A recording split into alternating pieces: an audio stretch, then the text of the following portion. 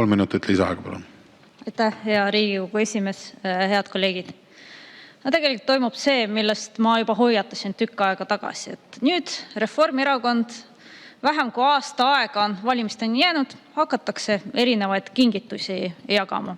Ja te mäletate kõik, mis toimus aastatel 2022-2023 enne Riigikogu valimisi, kus vahetult enne valimisi hakati tõstma erinevaid toetusi, tõstma palkasid erinevates sektorites, lubati kõike head kokku, aga millest ei räägitud? Muidugi too hetk ei räägitud maksutõusudest, kuigi kõik väga hästi valitsuses olles teadsid, mis olukorras riigieelarve on.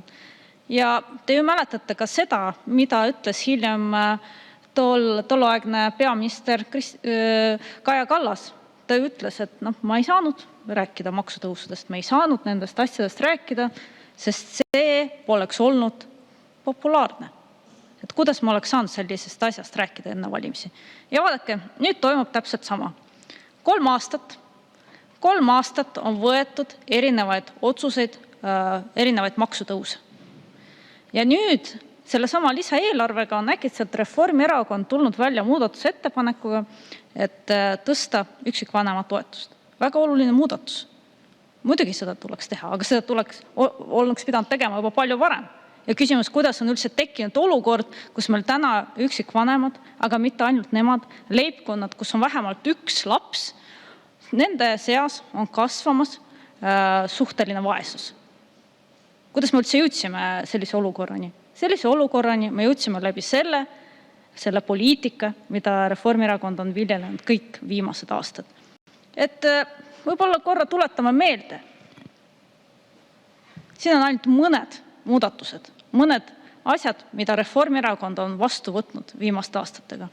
Lasterikaste perede toetuste vähendamine, kodustelt lastevanemalt ravikindlustuse äravõtmine, vanemahüvitise ülempiiri alandamine, täiendava tulumaksuvabastuse kaotamine lapse ülalpidamise eest, automaks koos registreerimistasuga, käibemaksu tõus 24%-ni, mis on muutunud kõik kaubad, aga teenused, aga mis kõige olulisem, just nimelt toiduained, toidukaubad, palju kallimaks.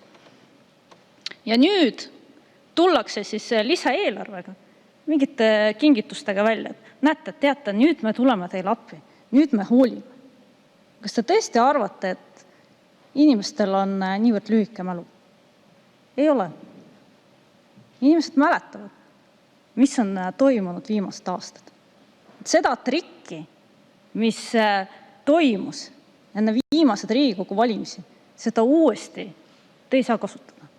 Ja me kõik peame tähelepanu pöörama sellele, et täna on lisaeelarve. Aga varsti praegu pannakse kokku järgmise aasta riigieelarvet.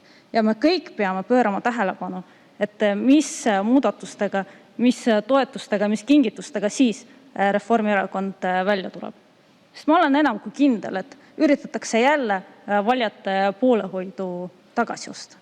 Ja ma väga loodan, et inimesed mäletavad, inimestel on meeles see, et mis tegelikult toimus ja mis siis tegelikult hakkab toimuma ka pärast valimisi, kui Reformierakond peaks uuesti pärast ka 2027. aasta valimisi võimule tulema. Ja võib-olla üks hea asi, mida tsiteerida, on viimane majandusuuring, mis näitas, et Eesti inimesed näevad tulevikku tumedates toonides. See oli viimane majandusuuring ja seda vaatamata sellele, et nii peaminister Kristen Michal kui rahandusminister Jürgen Ligi on igatepidi üritanud mõjutada neid majandusuuringuid. Esiteks, nagu te mäletate, võeti need ära ju Konjunktuuriinstituudi käest, kui palju on neid kritiseeritud, need anti Statistikaametile, osteti 100 000 euro eest, ostetakse nüüd sisse palju kallimad uuringud, aga vaatamata kõikidele nendele pingutustele, mida me näeme, ikkagi uuring näitab seda sama tendentsi. Inimesed, tarbijad tunnevad end ebakindlalt, ettevõtjad tunnevad end ebakindlalt. Ja mis on kõige olulisem, et inimesed näevad, et tulevikus kõik asjad aina kallinevad, on tunda pessimismi ja tunnetakse, et elu läheb keerulisemaks. See on see, mis on selles analüüsis välja toodud. arvatakse, et leibkonna sissetulek ei suurene. Ja see on kusjuures ka põhjus, et miks tarbijad on väga ettevaatlikud ja seda nähakse ju ka isegi selles tarbimiskultuuris, ehk siis kui minnakse poodidesse, ostetakse soodushinnaga tooteid. Ja kusjuures siin on veel üks irooniline aspekt, mis on nagu huvitav. Et isegi see, mis puudutab seda analüüsi, kui palju meil toiduhinnad kallinevad, kas see analüüs võeti Konjunktuuriinstituudi käest ära. Ja Statistikaamet nüüd, kui teeb neid analüüse, ta isegi ei hinda neid kaupasid, tooteid, mis on riiulil, siis nende hindasid, vaid võtab arvesse soodustooteid. Ja miks seda tehakse? Selle jaoks, et näidata ka seda hinnakasvu, hinnatõusu palju väiksemana. Ehk siis pole analüüsi, pole probleemi. Ehk siis pole ka probleemi, mida tuleb lahendada. Ja tegelikult see on ka üks põhjus, miks Keskerakond on algatanud täna ka Jürgen Ligi, rahandusministri umbusaldamise. Opositsioonierakonnad on andnud oma nõusoleku, on andnud oma poolehoiu, et me liiguksime selle umbusaldamisega edasi, sest need sõnumid, mis on kõlanud siit Riigikogu saalist, need sõnumid, mida on kuulnud Eesti rahvas, need on vastuvõetamatud. Need on need sõnumid, mida mitte ükski Eesti inimene ei peaks valitsuse liikmelt kuulma. Ja kui Kristen Michal käituks riigimehelikult, siis tegelikult ta täna oleks teinud juba selle otsuse ja vabastanud Jürgen Ligi ametist.